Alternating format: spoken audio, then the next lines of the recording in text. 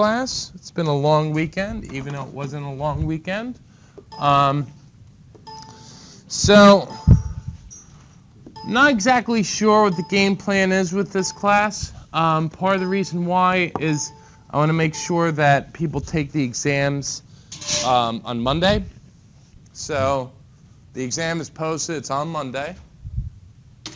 I just saw the look of shock and awe.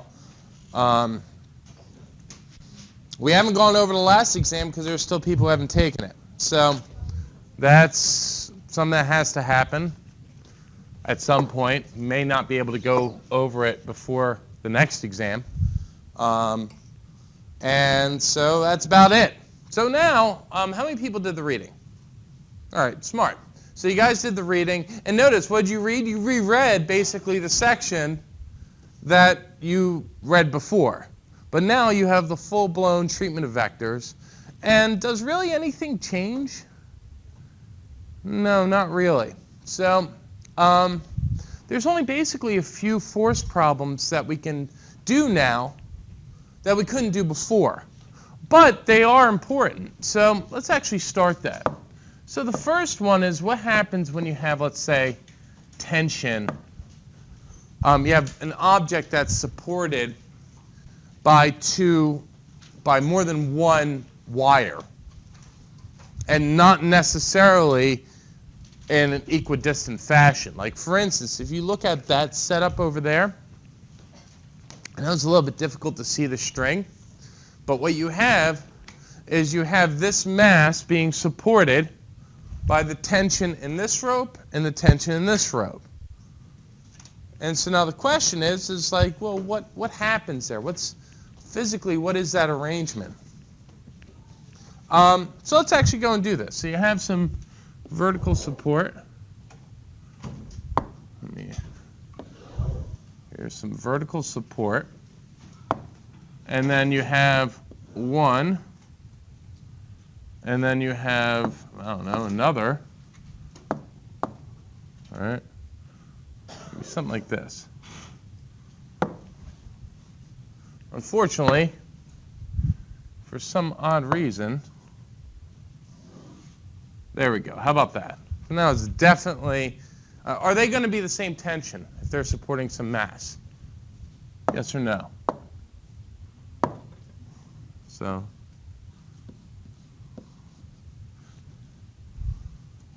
same tension? Yes, no, maybe so. And the answer is, we will see. Don't suppose anything. So what do you do, guys? On what? On the mass. That's right. So you do a free body diagram on the mass. Maybe before we do that, we should actually kind of show the coordinate system that we're going to use. So what coordinate system do you want to use?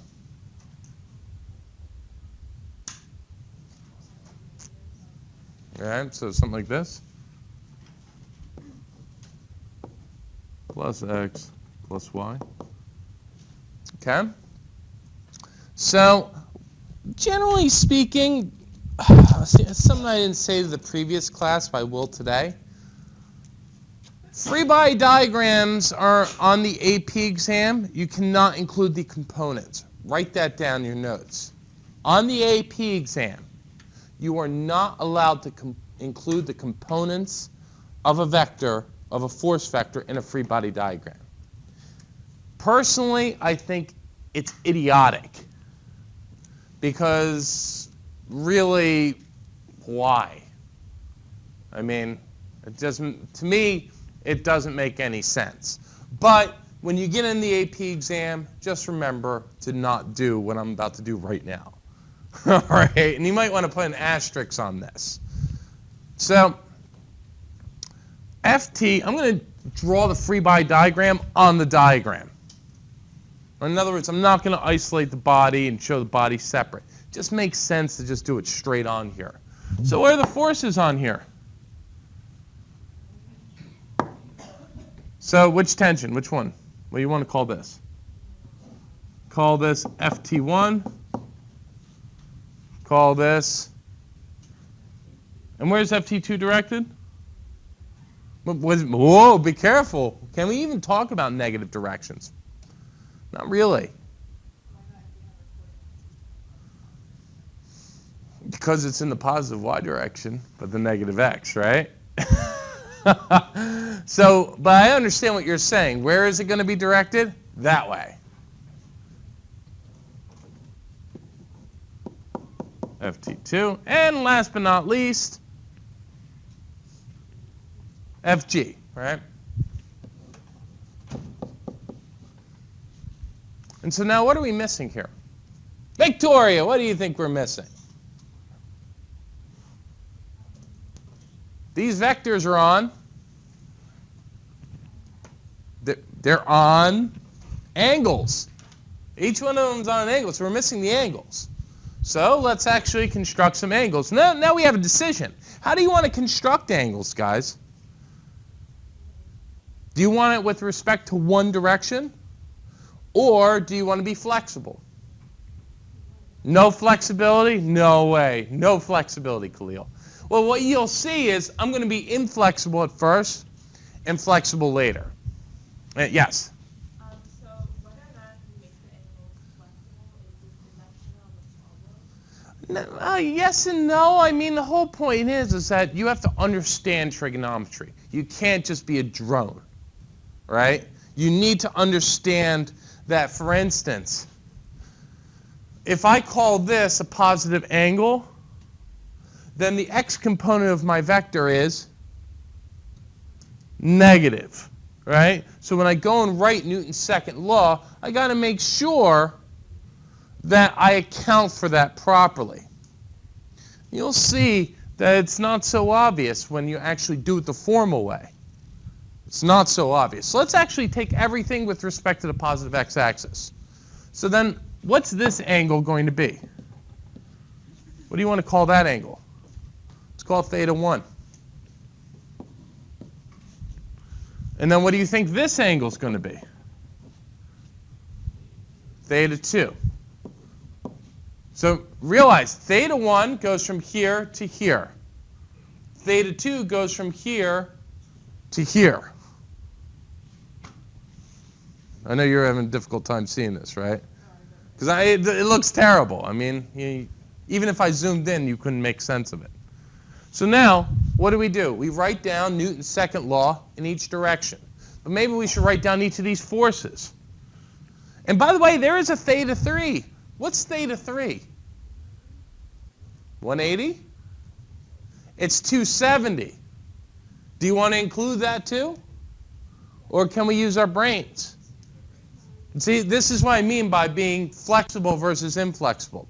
Flexible means you recognize that this is a 270-degree angle, and then the force is going to be what? That force of gravity is going to be positive or negative? Negative, right? Because in our coordinate system, that's down. But whatever, let's be inflexible. All right? Call that theta 3. So now, in our own inflexibility, we go and we write things down. So we have, in the x direction, sum of the forces in the x direction equals the mass times the acceleration in the x direction. Right? The sum of the forces in the y direction is equal to the mass times the acceleration in the y direction. But of course, this simplifies. Why does it simplify? So what's the acceleration in the x direction? 0. What's the acceleration in the y direction? Really?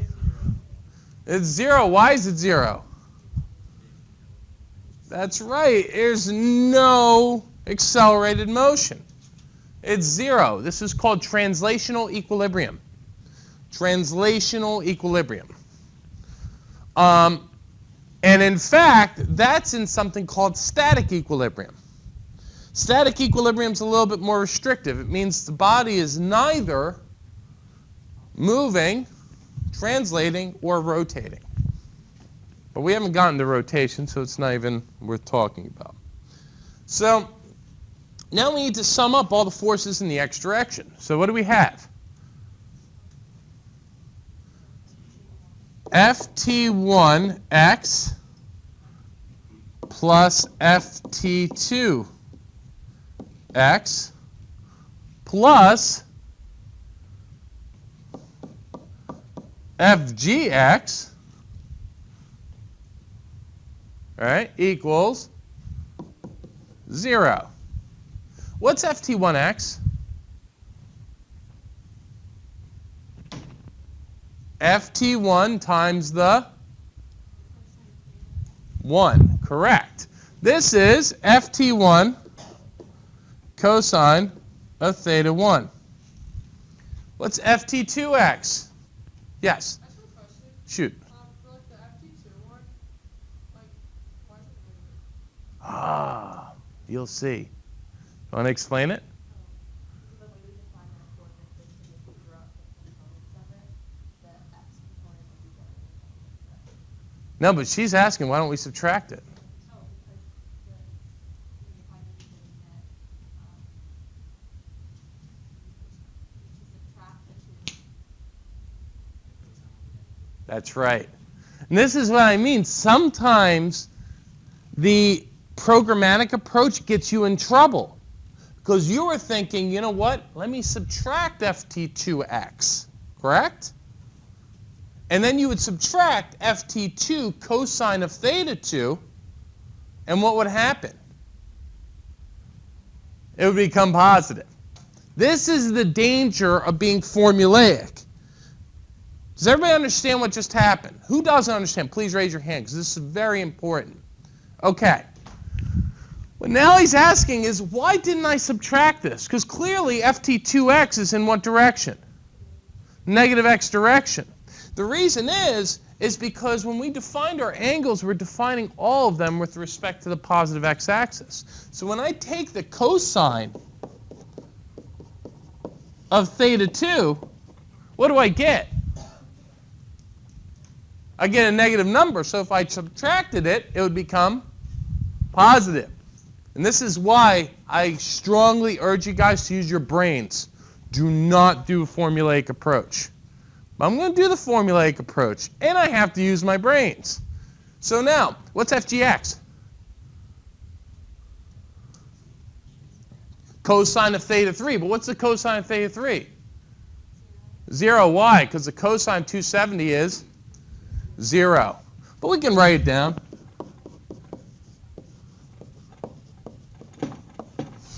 Right? Why not? We got nothing better to do. We're here. Okay? And so we get the following relationship. This is 0. So, because theta 3 is definitely defined.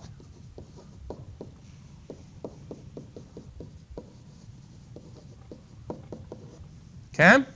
Now let's go in the y direction. By the way, does anybody have any questions about how I got ft1x is ft1 cosine theta 1? Anyone? All right, so you want to know, let me do this on the side. So let's draw the triangle. Here's ft1. Here's theta 1. Notice I can break up ft1 into two vectors, ft1x and ft1y. The cosine of theta 1 equals what? What's cosine? No, what is it defined as? Adjacent over hypotenuse. Remember this, because it changes depending on the triangle. So you have to always look at the definition of cosine sine. So definition of cosine is adjacent side, which is ft1x, over the hypotenuse, which is ft1. So therefore, ft1x equals ft1 cosine theta 1. And likewise, ft1y is going to be, that's right, by the same exact logic. So here, what do we have? This is where things get annoying, because, no, other way. In the net force in the y direction, we have what? We got ft1 sine theta 1 plus ft2 sine theta 2, right, plus fg sine theta 3. I'll even write sine 270 degrees. And that net force equals 0. And so therefore we have ft1 sine of theta 1 plus ft2 sine of theta 2, right, minus mg equals 0. Notice what I get minus mg? Sine 270 is negative 1. Be careful, it's a negative 1. Huh? What is fg? Fg is mg. Don't forget that. I know we have no memory. I know this. I've accepted this, that we have no memory. But let's at least try. Despite its futility, let's at least try. The force of gravity on an object is its mass times the acceleration of gravity. So, here we have our equations. What do? We begin solving.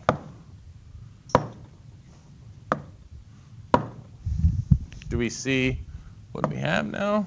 Can we see everything? Yes, we can. All right, so I'm going to write down what we have, and I'm going to continue solving it. So, actually, you're going to tell me what we have on a new page. What are our two equations? Our two equations are ft1 cosine theta 1, right?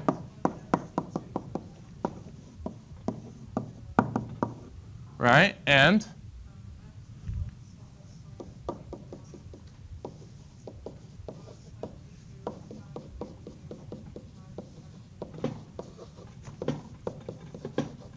how about that?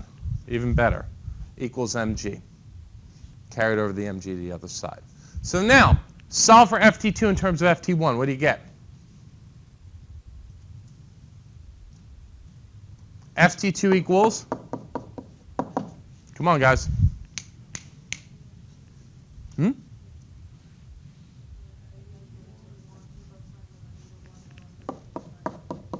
Very good.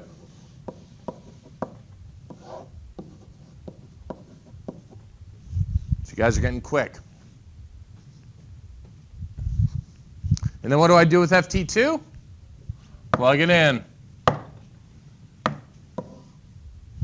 So you get ft1 sine theta 1, right, minus ft1 cosine theta 1 over cosine theta 2 sine of theta 2 equals mg. Now what? Common denominator. Solve for ft. What do we get? We can factor out ft1, right? Then what? Multiply the first term by cosine of theta 2 divided by cosine theta 2. Meaning we're multiplying it by what? What? By 1. By a strategic 1. So that becomes sine of theta 1 cosine of theta 2 minus cosine of theta 1 sine of theta 2, all divided by, what was the common denominator? Cosine of theta 2 equals mg. I'm going to do something pretty clever.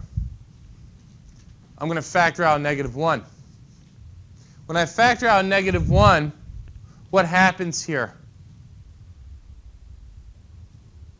That becomes, what do? They flip. So you get negative ft1 over cosine theta 2 times what quantity? Sine of theta 2 cosine theta 1, right, minus sine theta 1 cosine theta 2. And you're probably wondering, Mr. Khalil, why are you doing that?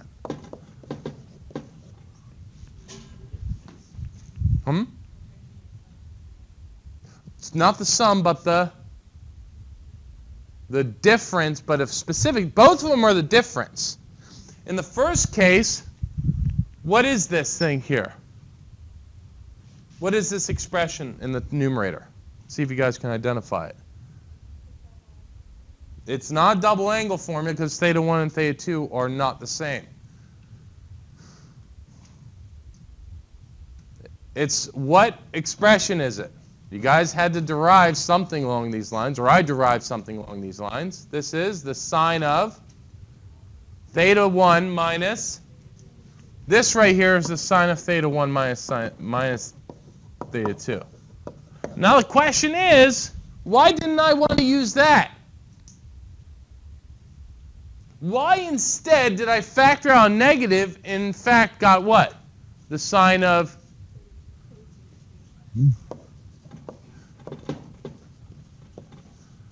Why did I prefer this? The answer is, we will see. So, bear with me. So you have ft1 is equal to negative mg cosine of theta 2 over the sine of theta 2 minus theta 1.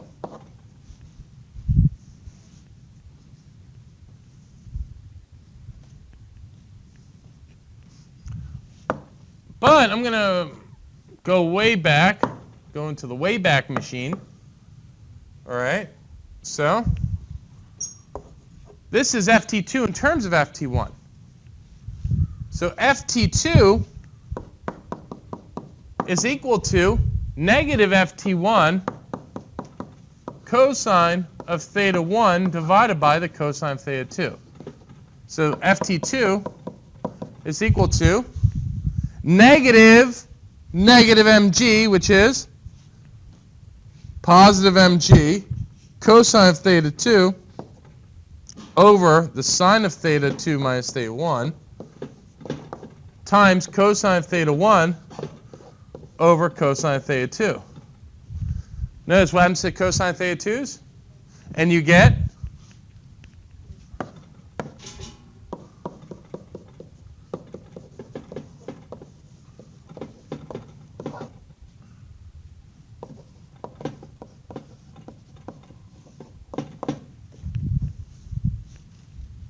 all right, so now I got a question for you. What's the sine of ft1? Is it positive or is it negative? Why is it positive? No, tell me. Why is ft1 positive? First, can it be negative? Is it allowed to be negative? Why? No. Whenever you solve for forces, that quantity always is going to be positive. Why? Because that quantity represents magnitude. We assign direction in free body diagrams. But whenever you solve for an F, it's always a positive quantity. Now the question is, why is this positive? Can someone tell me? Look at it. What's the cosine of theta 2?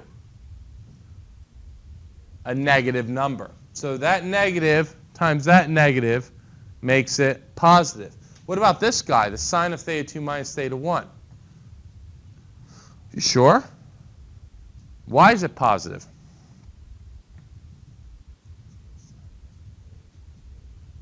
To be careful, that's theta 2 minus theta 1. Let's go back to the drawing. Because now the question is, we're going to go back to, why exactly did Mr. Khalil change the sign? In other words, why did I want to find this versus this? Anyone? What does theta 2 minus theta 1 represent? That's right. It represents this angle. Let me show you on the physically. It's this angle. This is theta 2 minus theta 1. Notice theta 1 minus theta 2 would have been, it would have been something crazier. Like it's it'd been this. There you follow that? So it's just from the standpoint of drawing physical meaning from the expression, it's much easier to draw physical meaning from theta 2 minus theta 1 than it is from theta 1 minus theta 2. So let me go back. So now,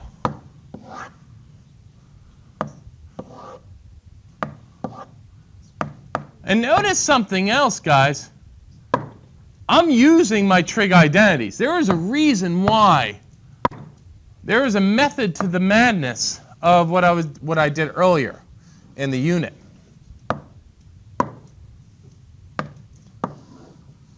Okay?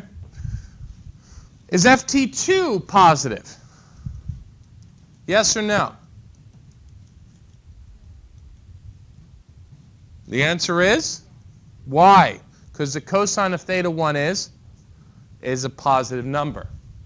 So FT1 is positive and FT2 is positive, and that's how it better be. Otherwise, you're making an error. So now, can someone tell me where the tension goes to infinity? Take a look at this. Here are our expressions. FT1 equals negative mg cosine of theta 2 over sine of theta 2 minus theta 1. When does this go to infinity? When does the force of tension diverge is the proper term? Anyone? Well, something goes to infinity when the denominator equals 0 or approaches 0. So what would make that denominator approach 0? Yes? That's when the sine is equal to 180 or 0. So what situation is that? When theta 2 equals theta 1. What does that physically look like? That looks like this. We move this thing over to here. Why would the tension go to infinity? Is it possible that if we move this to this spot, that this could even be at an angle? No, what would happen? It would swing over and then just point directly below. In other words, what this points at is that you need to have a separate angle for this thing to lie on any angle. That's why it diverges. That's why it goes to infinity. Questions on this? All right, great. Now you guys get to tell me what that mass is. What is the hidden mass? You're like, this is too early for this. All right? So you guys need to tell me then, what is that hidden mass? And you need to figure it out yourselves. Look at it. You need some information here. Do I have to get off, Khalil? My brain hasn't started yet. So we got some information. But don't be mindless. Don't be mindless. So, what is this dial on? What is that dial telling you? You guys are going to need to get up and see this. You're so reluctant to get up. You're going to be planting yourselves in those seats all day. So, that is the force of tension. That's right. So that's the force of tension. And then notice, what is that? That's angle. With respect to what? Yeah, but the question is, what angle is it? Is it this? Is it that? What is it? You sure? Wait, you sure? Why didn't anybody bring any paper over here? Bring your paper. You can draw on the desk if you want. All right, finally. So draw out the tensions here.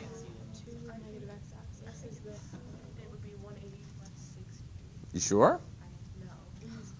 So how do you want to do this? Do you want to do this with respect to the positive x-axis, or do you want to be flexible? Flexible helps here. Flexible helps. So be flexible. So now, this is where the tension goes, in the direction of the tip, right? So now if you look at this, with respect to the x-axis, that's going to be what? It's going to be this angle, which is 60 degrees. In other words, these are what, vertical angles or something?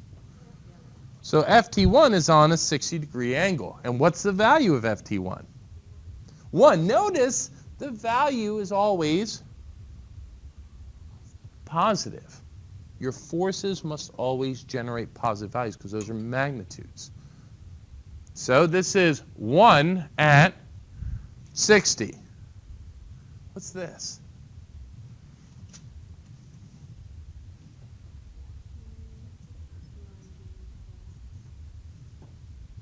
What is this angle? So where is this vector pointing? This vector is pointing that way, right? At what angle?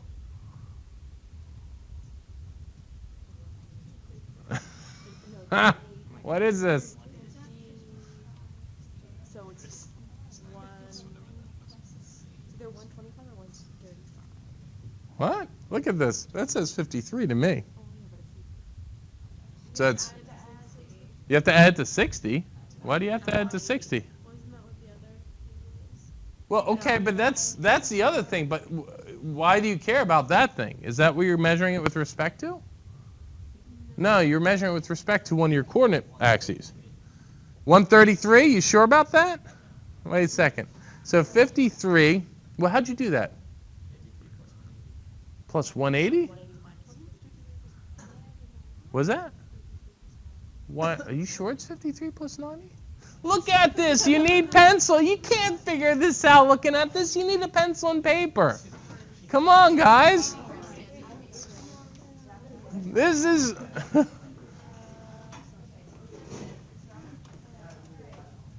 What you know is that this angle is 53 degrees. Isn't it 133 plus 180? I was thinking it's 180 minus. Wait, so which angle are we trying to find? So you think it's 180 minus 53. And how'd you get that? Because if it's 53, well, yeah, actually, it depends on. No, I think you're spot on. If you take a look, right? If you take a look, that angle equals that angle, right? And so that angle is 180, and you're subtracting 53. So what is that? 27. It's 132. Was it? 127. 127. You've got the big stuff here. I just can't add. It's okay. I can't either. All right, so now it's 0.8 or 4/5 at 127. And now what I challenge you to do is to not be mindless. Wait, how do we get 1.3? Because it's 180 minus 53. And you should draw it and really prove to yourself.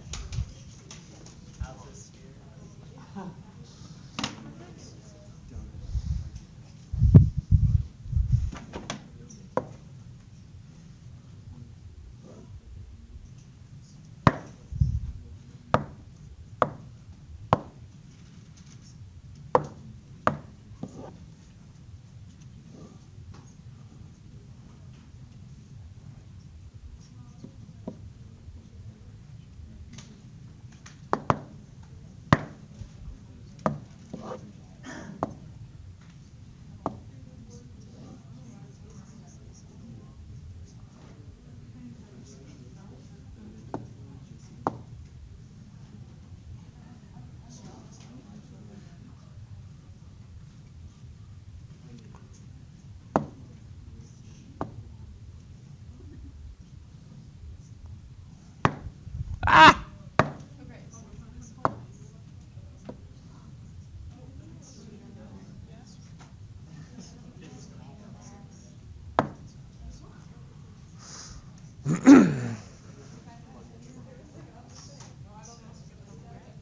Yes. Shoot. That's your sum for the mass. You could do that, or you could not be mindless. Let's try it. So to not be mindless means what? You write down these vectors, you break it up into its components, and you really kind of just bang it out. So this is 1. That's 60.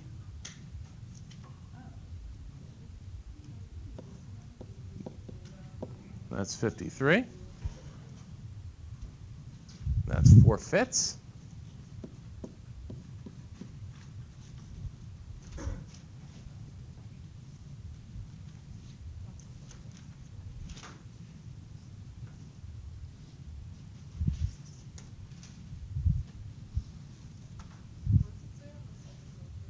This?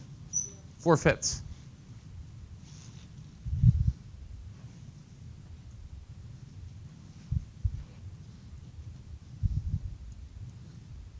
So what I'm trying to kind of draw you guys away from is just memorizing formulas.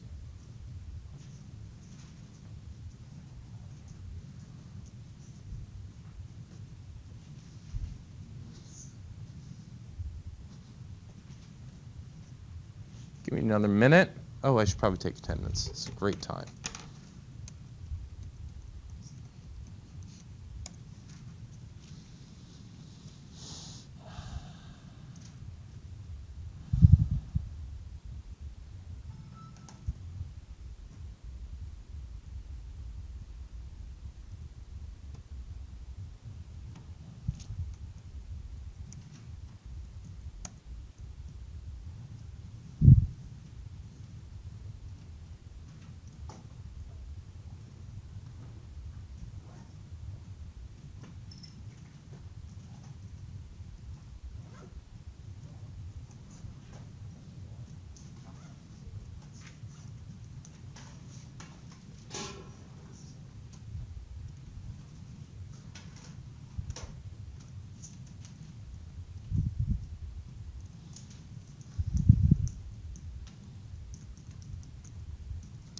Chloe and shocked at how many people didn't go.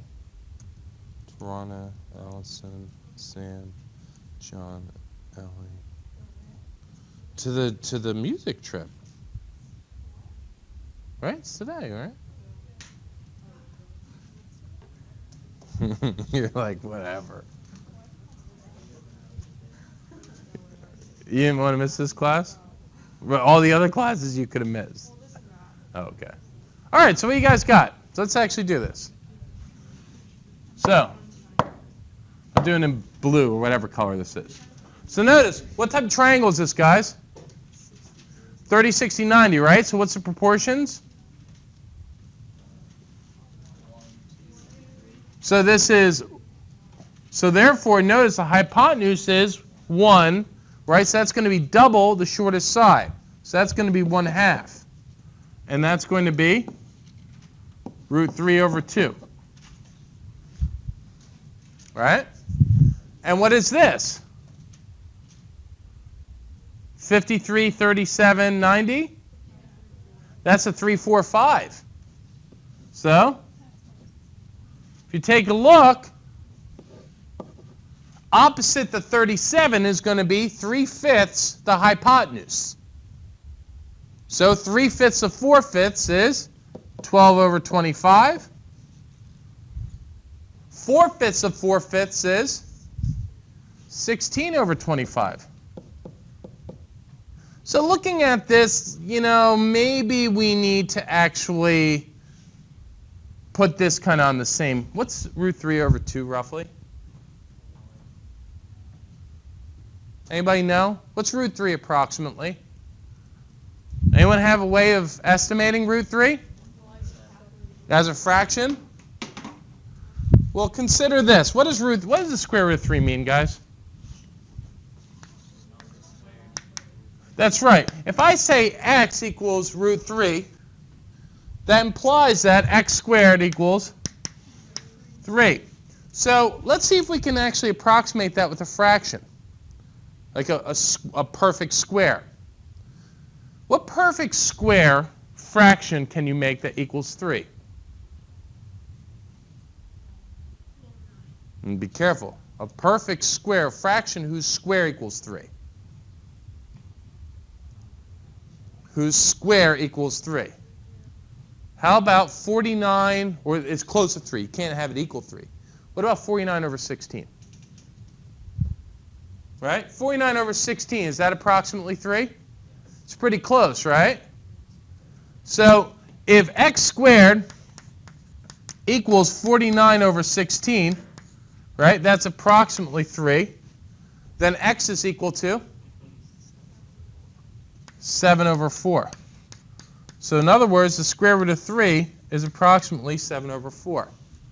And you can do this with the square root of 2, too.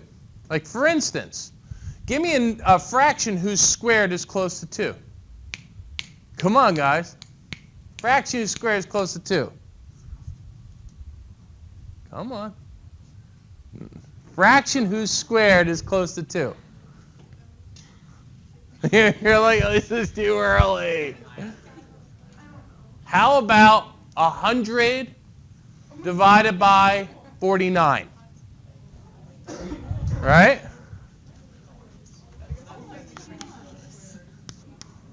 That's pretty close, right? And so now, is that greater than 2? That's not greater than 2? So that's greater than 2. Right? So in other words, a good approximation for the square root of 2 would be 10 over 7. Right? In fact, you'd say that's greater than the square root of 2. And if you want to even do better than that, watch this. I want a number whose square, I want a fraction whose square is slightly less than 2. Anybody know one? 49 over 25. 49 over 25 is less than 2, right? So the square root of 2 is what? Square root of 2 must be greater than 7/5. So you want to get a really, really good approximation of square root of 2. Guess what you'll do with these two? You'll average them. So let's average those. 10 over 7 plus 7 over 5, right? Divided by 2. What do you get? 50 plus 49, which is 99 over 70. And how is that? How good of an approximation is that? Yeah, right? So, so in other words, we have an approximation now for this. Root 3 over 2 is approximately 7/8. Right? So if you take a look at this, what are those? So you have 7/8. Woo! He's growing so fast. Plus 16 over 25 is root 3 over 2.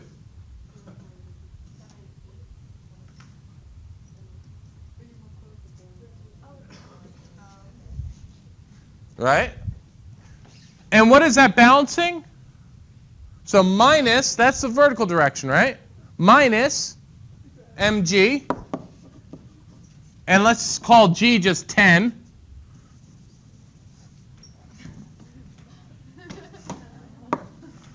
$10m.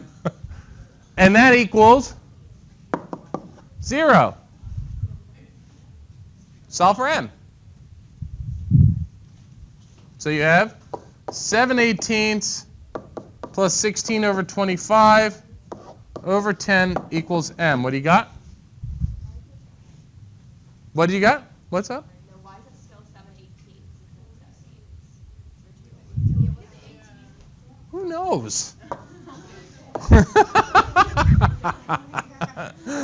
This is why I don't do I can approximate square roots in my head, but I can do crazy algebra, but I cannot actually just write down numbers. I just want to point out this is the danger of going too far in math. And this is widely understood in the mathematics community. People who go too far, forget it. It's over. They can't do any of the simple stuff anymore. So what do you got? 0.15. Guess what that mass is? 0.15. In other words, 150 grams. There you have it. 150 grams. Physics works. So, we turn our attention to this apparatus here. And what do you have? Come take a look at this.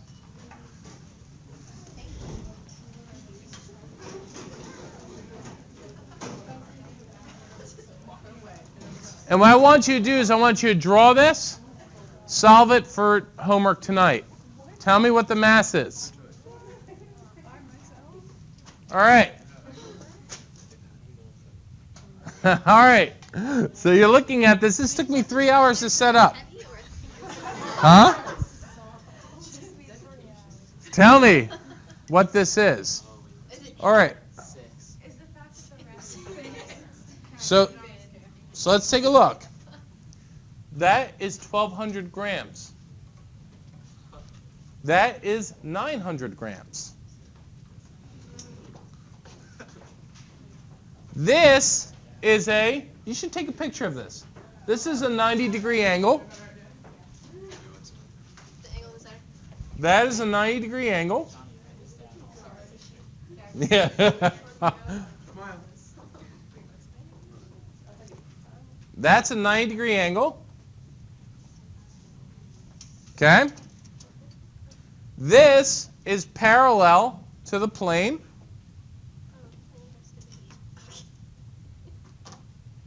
So these two are parallel.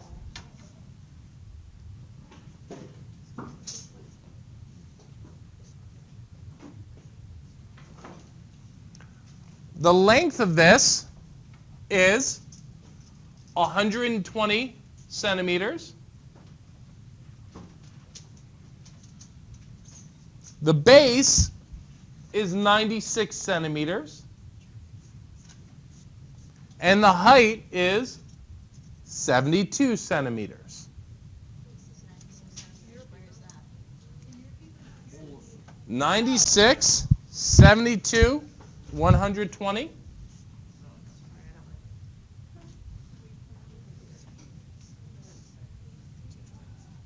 The mass being supported by this pulley is 1,200 grams, 900 grams. What is the mystery mass?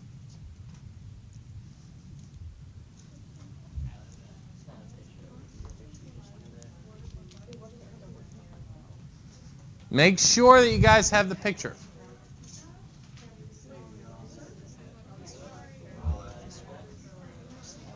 What were the stuff that was not parallel? This That's parallel to the. is parallel to the track, and this is perpendicular to the track.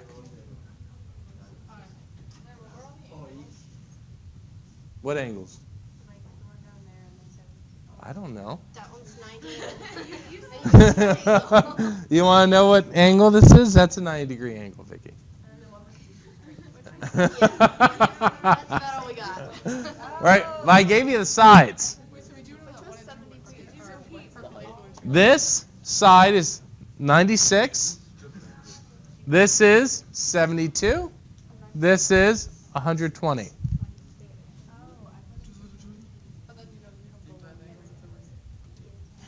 Yes, and you know this is a right angle.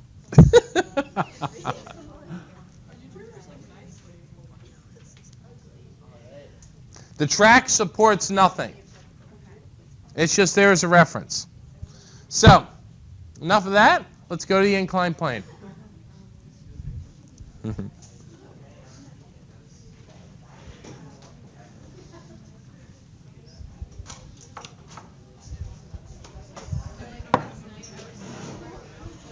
Here's a question. I have a question for the class. Do you find these useful, these types of setups useful? Really? Physically, yeah. So now let's take a look at the inclined plane. And the question is, the first question that should be going through your head is, if I take a block, and if there is or is not friction, what is the acceleration of this thing down the plane? So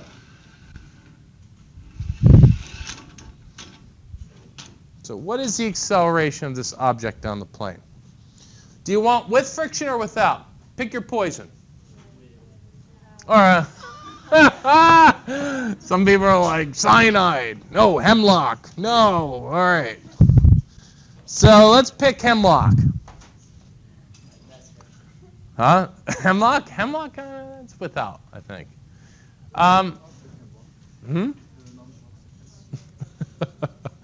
Let's do with friction, because I think you guys are sophisticated enough to actually be able to do this problem with friction. So we draw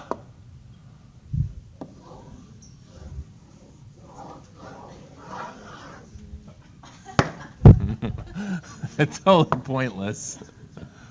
So we draw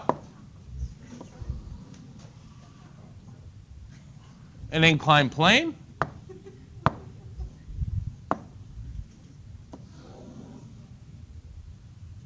There we go. We have an angle, theta, that disappears. This is a right angle. And here is a block. What are the forces acting on the block? Let's do a free body diagram first. Gravity goes where? Straight down. So this is Fg. What's next? Normal force. Which way is normal force? You guys are good. You guys are real good. Here's Fn. What else? Friction goes potentially up or down the plane depending on what? The motion of this thing. That's right. But let's assume that we release it from rest. So friction is going to go up the plane. Now what? Now we need to pick our coordinate system. What coordinate system is the most convenient? I'm going to tell you something right off the bat. Before I even answer that question, what do we have to do? We have to nail this plane to the ground.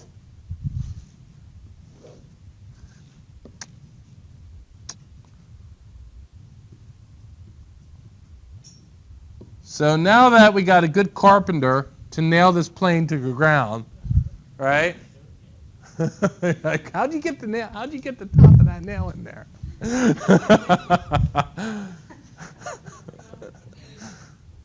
So you would want to do your coordinate system like this. By the way, if we did not nail this plane into the ground, guess what? We could not use that coordinate system. Why? Huh? Because what? That's right. And so therefore it would not be what?